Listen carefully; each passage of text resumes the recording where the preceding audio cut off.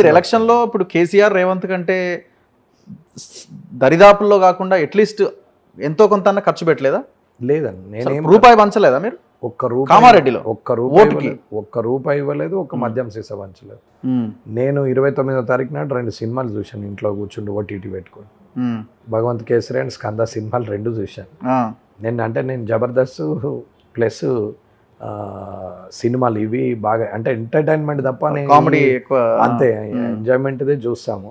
మరీ న్యూస్ వినడము అవన్నీ అని పట్టించుకొని, నా కాన్స్టిట్యున్సీలో ఏదైనా తప్పు జరిగితే ఇమ్మీడియట్ మెసేజ్ ఉంటుంది, దాన్ని ఫాలో అవుతాను. ఓకే. సో నేను 9-9:30 వరకు బెడ్కి వెళ్ళిపోతాను. నా అలవాటు మార్నింగ్ 3:30కి లేస్తాను. అదే రెగ్యులర్, ఇప్పుడు కాదు 20 ఏళ్ళ నుంచి 3:30కి లేస్తారు. మార్నింగ్ 3:30కే లేస్తాను. లేచి ఫ్రెష్ అయిపోయి 4:30 వరకు అంతా కంప్లీట్ చేసుకొని నా పనులను చేసుకొని 6 వరకు రెడీ అయిపోతాను. సో మార్నింగ్ ఎవరు ఫోన్ చేసినా అటెండ్ అవుతుంది. ఆఫ్టర్ 9 నాకు కాల్ కూడా రాదు. 8 o'clock నుంచి సింగిల్ కాల్ రాదు, ఎమర్జెన్సీ తప్ప. ఆ ఎమర్జెన్సీ అంటే పూర్తి ఎమర్జెన్సీ, అంటే ప్రాణం మీదకి వచ్చినటువంటి అపాయం. అటువంటిది 99% 365 days రోజు జరగాలని లేదు, ఏదో 1 or 2. కాబట్టి నాకు 8 అయిందంటే ఎవరు చేయరు. నాకు ఎవరైనా తాగే అలవాటు ఉన్నటువంటి జనం కూడా చేయరు, నాకు తాగితే చేయరు, అసహించుకుంటారు. సో మీకు కూడా ఏం లేదు, ఇంట్రెస్ట్ ఉండదు.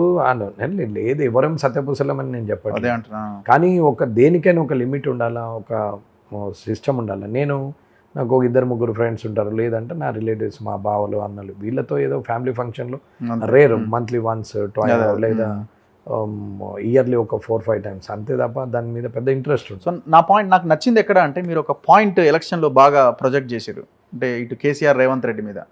సో కేసీఆర్ గెలిచినా రేవంత్ రెడ్డి గెలిచినా ఈ నియోజకవర్గాల్లో అంటి పెట్టుకొని ఉంటారా, లేదు వెళ్ళిపోతారా? అంతే. మీరు అడిగిన క్వశ్చన్కి దెర్ ఇస్ నో ఆన్సర్ యాక్చువల్గా, వాళ్ళకి చెప్పలేదు.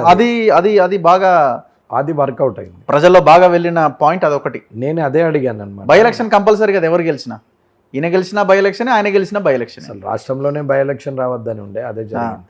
అదే బై ఎలక్షన్ అనేది పబ్లిక్ బర్డెన్. అదే ఒక లీడరు, రెస్పాన్సిబుల్ లీడరు అలా చేయకూడదు కూడా.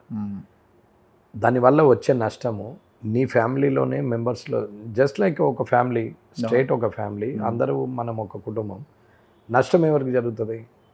నాకు జరగదనుకొని నేను ఏదైనా చేయొచ్చు అంటే ఆ నష్టం ప్రతి ఒక్కరికి పరేడ్ మీద పడుతూనే ఉంటుంది కదా, అది తప్పు కదా.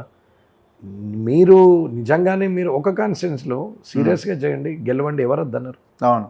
2 3 చేసుకుంటూ పోతే అది బై ఎలక్షన్లో ఎంత ఖర్చు వస్తుంది, ఎంతమంది అఫీషియల్ మళ్ళీ ఎంగేజ్ కావాలా, ఎంత టైం వేస్ట్ అవుతుంది, మ్యాన్ పవర్ ఎంత వేస్ట్ అవుతుంది, ప్రీసియస్ టైం ఎంత వేస్ట్ అవుతుంది. సో మీరు ప్రశాంతంగా అదే 9:30కి ప్రతిరోజు నిద్రపోగలిగారా మరి? నేను అంటే ఎలక్షన్ కొంచెం డిలే 11 o'clock పడుతున్నాను, అంతేనా? మార్నింగ్ 5 కాదు, కొంచెం 1.5 hours. మీరు కేసీఆర్ ఆ తర్వాత రేవంత్ రెడ్డి వచ్చినా గెలవడం పక్కా అనుకున్నారు మీరు? ఇంకా మెజారిటీ తక్కువ. కౌంటింగ్ జరిగేటప్పుడు ఆల్మోస్ట్ కొన్ని రౌండ్స్ వరకు మీరు లేరు కదా. అదే చెప్తున్నాను. ఇప్పుడు ఏదైతే ట్రైబల్ ఏరియా ఉందో, ట్రైబల్ ఏరియాలో సమస్య వస్తుందని నాకు తెలుసు. కారణం ఏంటంటే పాపం వాళ్ళ లైఫే పోడు భూములు. ఆ పోడు భూములు కేసీఆర్ గారు పాస్బుక్ ఇచ్చారు, అది ఇంప్లిమెంట్ కావట్లేదు, ఓన్లీ పేపర్ మట్టుకే అయింది. ఓకే. ఫిజికల్గా ఫారెస్ట్ అధికారులు యాక్సెప్ట్ చేయలేరు, రానివ్వలేరు లోపలికి. వాళ్ళని ఏదైనా చేస్తే అరెస్ట్ చేయడము, వాళ్ళ బోర్వెల్ వస్తే దాన్ని సీజ్ చేయడము, ట్రాక్టర్ పోతే సీజ్ చేయడం లాంటివి చేశారు. అదే టైం లోపల వీళ్ళు మేనిఫెస్టోలో వీళ్ళు పట్టా రెవెన్యూ అంటే కన్వర్షన్ డాక్యుమెంట్ తయారు చేసి ఇస్తాం, పర్మనెంట్ సొల్యూషన్ చూపెడతామని కాంగ్రెస్ పార్టీ చెప్పింది, రేవంత్ రెడ్డి గారు. ఓకే. సో న్యాచురల్లీ నేను ఎంత దగ్గరున్నా, నేను సేవాలాల్ గుడి కట్టించిన, భవానీ మాత గుడి కట్టించిన, ఆయన ఎంత పర్సనల్గా హెల్ప్ చేసినా, లేకపోతే హాస్పిటాలిటీకి చూపెట్టినా, అవన్నీ ఉన్నా. వాళ్ళ లైఫ్ ఇవన్నీ part of the life. But land is the life, వాళ్ళకి అది లైఫ్. అది లేకపోతే ఫ్యూచర్ లేదు, ఫ్యూచర్ ల్యాండే కదా. సో వాళ్ళు ఆటోమేటిక్గా అటు మరతారు. నేను కూడా పెద్ద స్ట్రెస్ చేయదలుచుకోలేదు వాళ్ళని, ఎందుకంటే అది లైఫ్ ఇష్యూ వాళ్ళని. నేను గెలవచ్చు గెలవకపోవచ్చు, కానీ వాళ్ళని ఇబ్బంది పెట్టడం నాకు నాకు ఇంట్రెస్ట్ లేకుండా. అందుకే నేను స్పీచెస్ కూడా ఇవ్వలేదు తాండాలలో. జస్ట్ అట్లా పోయి నవ్వుకుండా అందరిని కలిసి ఫోటోలు దిగి వెళ్ళేసి వచ్చిన, అంతే తప్ప. అది 1 dayలో 18. మొత్తం అర్బన్ ఏరియాలని రూరల్ ఏరియాలు ఇస్తాం, ఓన్లీ ట్రైబల్ ఏరియా. సో అక్కడ రాదు అని తెలుసు. సో ఫస్ట్ కౌంటింగ్ అంతా ఆ ఏరియా, ట్రైబల్ ఏరియాలో వచ్చింది. First ballot, postal ballot almost 1 side. వాళ్ళకు 500 వస్తే నాకు 1200 వచ్చింది. అది అది క్లియర్ అంటే ఎంప్లాయీస్ అంతా నాకు తెలిసి ఒక క్యాల్కులేషన్ అంటే ఇంచుమించు ఎంప్లాయీస్ మీద 8-10 వేలకు పోతాం, ఏం ప్రాబ్లం లేదు అనేది క్లియర్ అది. సో మిగతాది షెడ్యూల్ క్యాస్ట్లో కమ్యూనిటీలో ప్లస్ కొంచెం ఈ పూర్ పర్ఫామ్ ఉన్నటువంటి ఇబ్బందులు ఉన్న వాళ్ళకు నేను నచ్చినా కానీ అక్కడ సమయం వాళ్ళని డామినేట్ చేసింది ఏది వీళ్ళు బ్రైబ్ చేయడం అవన్నీ వాళ్ళకి పర్సనల్ బెనిఫిట్ లాగా అనిపించింది. నేనేమో కమ్యూనిటీ బెనిఫిట్ చూసినాం, వాళ్ళు పర్సనల్ బెనిఫిట్ చూసి.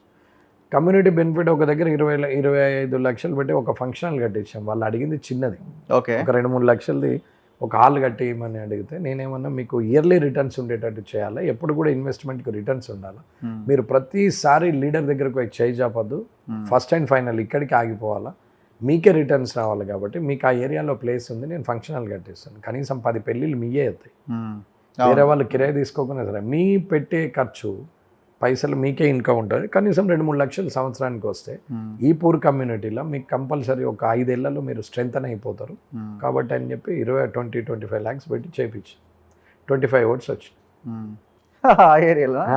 నాకు తెలుసు అది అక్కడ కూడా రాదని, ఎందుకంటే దానికి ఇంకొక 5 ఏళ్ళు పడుతుంది నేను వాళ్ళని కూడా మార్చాలంటే. ఇప్పుడు ఈ జనానికి మద్యము మందు నోటు లేకుండా ఓటు ఉండాలా, నమ్మొచ్చా మీరు అసలు ఏమి రూపాయి ఖర్చు పెట్టలేదని? నమ్మొచ్చు ఏముంది, మీరు పోయి ప్రాక్టికల్గా చూడండి. అందరూ అంటే ఇప్పుడు పార్టీలు వ్యవహారాలు ఇవన్నీ సరే, ఆయన 5,000 ఇచ్చినా మనం 500 ఇవ్వకపోతే ఎట్లా అన్న ఒక చర్చని మన కార్యకర్తలే ముందు పెడతారు. అది లేనే లేదు, పర్సనల్గా వెళ్ళొచ్చు, మీరు వెళ్తారు కదా రోడ్డు మీద వెళ్ళి హాస్పిటల్దే మాట్లాడిన వాళ్ళు ఇక్కడ ఇది బిల్లుకు ప్రాబ్లం వీళ్ళు ఇలా ఉన్నారు వీళ్ళు మోసం చేస్తున్నారు అని మీరు మాట్లాడి మీరు వెళ్ళొచ్చు. ఒకవేళ ఒక్క దగ్గర మీ బయట దొరికినా నేను రేపే స్పీకర్ గారికి రాజీనామా చేసేస్తారు 100%. రూపాయి ఇచ్చినట్టు తేలిన నేను ఇచ్చినట్టయితే, నేను ఓటు కోసం ఇచ్చినట్టయితే, నేను వ్యవస్థ నిర్మాణంలో సాయం అది. అంటే యాక్చువల్గా ఇది గొప్ప విషయం, ఎందుకంటే ఇద్దరు బడా నేతలు, ఒక ఆయన మాజీ, ఇద్దరు ముఖ్యమంత్రులు కావాల్సిన వాళ్ళే అధికారంలోకి వస్తే, ఒక ఆయన అధికారంలోకి వచ్చిన కాబట్టి ఒక ఆయన ముఖ్యమంత్రి అయ్యిండు. సో అట్లాంటి వాళ్ళని ఢీకొనే క్రమంలో ప్రజలకి క్లియర్గా తెలుసు ఇద్దరు ఓడిపోయినా ఇళ్ళకెళ్ళి ఒక్కరు ముఖ్యమంత్రి అవుతారు అనేది క్లియర్ ఉన్నది కదా, వాళ్ళకి అద్దంలో చూసుకున్నట్టు కనపడుతుంది. అయినా నన్నే నమ్మారు, నమ్మడానికి గల కారణం చెప్తున్నాను కదా.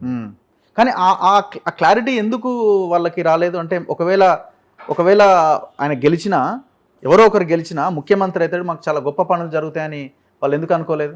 ప్రజలు ఎందుకు అనుకోలేదు? మీకెందుకు ఓటేశారు? మీరు ఒకవేళ గెలిచినా మీరు మంత్రి కాలేరు, కేవలం ఎమ్మెల్యేగానే ఉంటారన్న ఒక ఆలోచన ఉండాలి కదా జనాలకి. ఒక వ్యక్తి లీడరు అనే వ్యక్తి చరిత్రలో తీసి జనానికి ఇచ్చి తన ఆస్తులు అమ్ముకొని పెట్టినటువంటి లీడరు వాళ్ళు చూడలేదు. ఆ కాన్సెప్ట్ నాకు రాష్ట్రం అంతా అవసరం లేదు, నేను ఎవరిని తక్కువ అంచనా వేసి మాట్లాడలేదు. ఆ నియోజకవర్గంలో ఒక లీడర్ అనే వ్యక్తి సొంత డబ్బులు పెట్టి నిర్మాణం చేసినటువంటి వ్యక్తి కనపడలేదు, ఒకటి. రెండోది, మాట్లాడే మాట, చేసే చేత, చెప్పే మాట అన్నీ కూడా నిలబడేటట్టే కనిపించినాయి. మూడవది, ఇంటోడ్లాగా ఫీల్ అయినరు తప్ప నన్ను ఏదో నా బాడీ లాంగ్వేజ్ కానీ, నా యాటిట్యూడ్ కానీ, నా స్లాంగ్ కానీ, నేను మాట్లాడే హుందాతనం కానీ అన్నీ కూడా వాళ్ళు ఓన్గా ఫీల్ అయ్యేటట్టు చేసినాయి తప్ప వాళ్ళకు ఏదో నేను ఇస్తున్నాం కదా అన్నట్టు కాలు మీద కాలు వేసుకొని మాట్లాడమో లేకుంటే చేయి మీదకి పెట్టి అట్లా డౌన్ టు ఎర్త్ అంటే కంప్లీట్ వాళ్ళ స్థాయికి దిగి ఉంటుంటే కానీ ఇంకా వాళ్ళ స్థాయి మీద కూడా ఉండకపోతుంది. ఎక్కడ పోయినా వాళ్ళతో సమానంగా కూర్చుంటుంటే, వాళ్ళతోనే ఉంటుంటే, అన్నం వాళ్ళతోనే తింటుంటే, అట్లా ఏం పెద్ద నాకు అంటే బేసికల్గా కూడా నాకు రిలీజియన్ ఫీలింగ్ కానీ క్యాస్ట్ ఫీలింగ్ కానీ ఏముండదు, జస్ట్ హ్యూమానిటీ. రెండు